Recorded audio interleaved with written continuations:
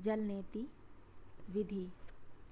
एक विशेष प्रकार के बने नेति पात्र में एक चाय का चम्मच नमक डालकर उसमें सहता हुआ गर्म पानी भर लें।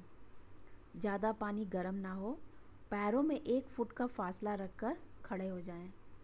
उसके बाद स्वरों का परीक्षण कर लें, अर्थात दोनों नाकों में से जिधर से सांस अधिक चल रही हो उसी दिशा की नॉस्ट्रिल में लोटे की टोटी को लगाएं। जो ये जल नेति की स्पेशल टोटी है, इसको नाक में लगाना है।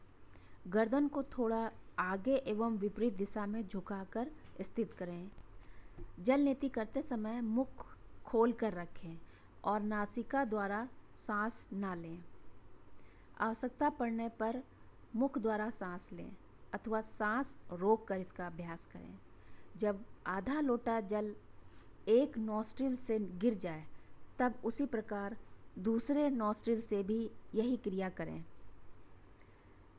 अब जल नेति की क्रिया संपन्न हो जाए तब एक हाथ से दूसरे हाथ की कलाई पकड़कर पीछे कमर पर स्थित करें।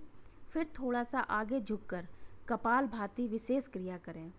तत्पश्चात गर्दन को क्रमशः बाईं तथा दाईं ओर करके नासिका द्वारा आवाज़ के साथ इसी क्रिया को दोहराएं। ऐसा करने से नासिका रंध्रों में रुका हुआ जल बाहर निकल आता है। सावधानियाँ: पानी क्षमता अनुसार गर्म होना चाहिए, अर्थात बहुत ज़्यादा गर्म नहीं होना चाहिए तथा उसमें नमक अवश्य मिला होना चाहिए।